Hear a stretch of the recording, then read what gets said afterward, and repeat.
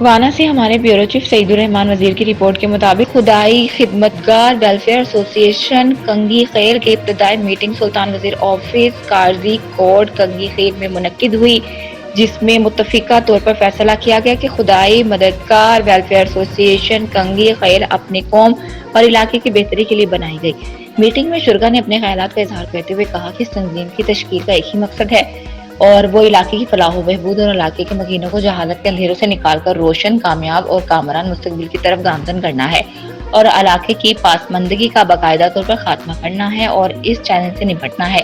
جو علاقے کی ترقی اور خوشحالی میں رکاوٹ بننے والی ہے۔ اس میٹنگ میں تنظیم کو باقاعدہ شکل دینے کے لیے تنظیمی ڈھانچے کا اعلان بھی کیا گیا، جس میں سلطان وزیر کو صدر اور حبیب الرحمان وزیر کو جنرل سیکرٹری منتخب ہوئے۔ باقی کابینہ میں صدام وزیر سینئر نائب صدر، حواس الدین نائب صدر، محمد اسماعیل فائنانس سیکرٹری، سورات وزیر پریس سیکرٹری، نور حنان وزیر جوائنٹ سیکرٹری مقرر کیے گئے۔ اس میٹنگ کی سب سے اہم بات شرکاء کے بلند حوصلے، اعلیٰ عزم اور خدمت خلق کا جذبہ سر چاٹ کر بول رہا تھا۔